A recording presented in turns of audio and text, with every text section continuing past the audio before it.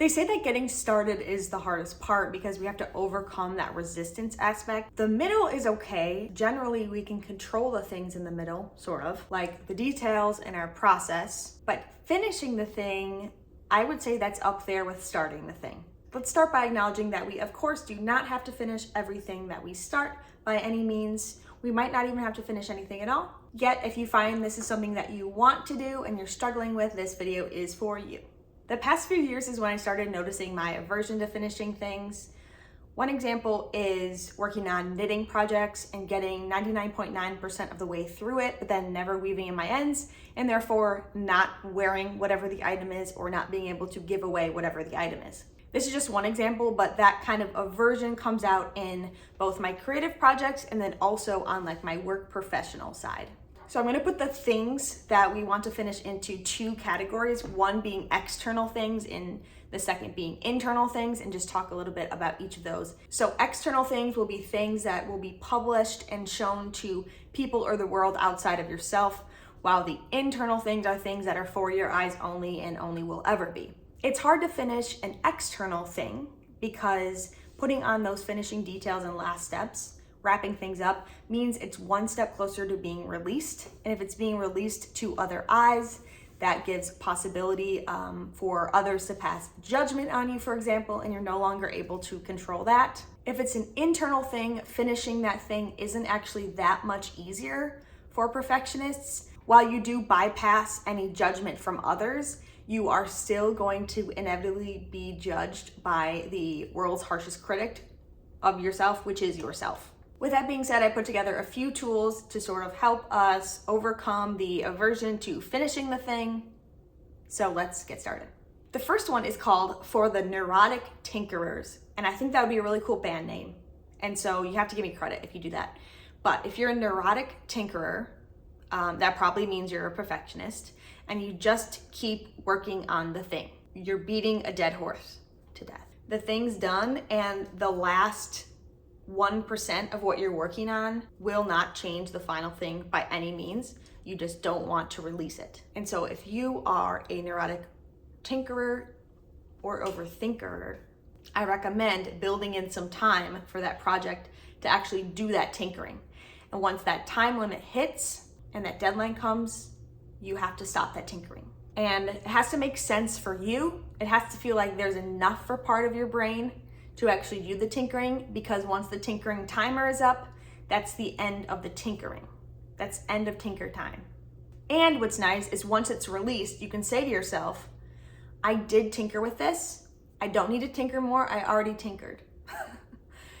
So that's that. The next tool I have is considering the fear of finality or false finality. And so this is really a perspective shift. And I think we think that releasing or publishing something into the world means it can never be touched again. It can never be updated again or redone by you. That's it. That's the last time you're going to touch this piece of work. You just have to move on now that it's released. Like, that's done. Do you know how many iterations have been released of the DSM?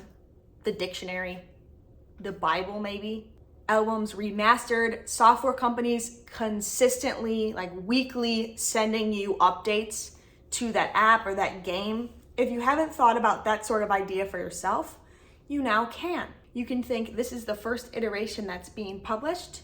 I can always return to this, but I think that this thing has value, or it doesn't have to have value to be published, but let's just take it as an example. I think this thing has value as it is. I'm gonna let it go, and I'm always able to return to this thing. Anyway, this is simply a perspective shift in that if something is released, that doesn't mean that's the last time it can ever be touched or ever be updated again, because it's not true. And we have plenty and plenty and plenty of examples of that in the art world, in the creative world, in the business world, in the science world. So we just keep iterating. We just keep iterating. I do not like that word. The next thing I have is considering the merit of having deadlines or not. Alternatively called the dialectics of deadlines. Deadlines can be really helpful. They can also not be helpful. They can be helpful as a reason to stop tinkering. They can be helpful to getting things done in achievement toward your goals. They can be helpful in holding you accountable and to do something. Like my deadline is Sunday to have this video up and published, because that's when I post, and that will keep me consistently doing it. However, deadlines can also not exist, and they can be problematic. So for example, when you're thinking of art, does your art have a deadline? Does that feel right if you were to put a deadline on this? But the thing is, there are things like books that have to be created on this timeline because the publisher wants that book out in the world at X time so they can make money.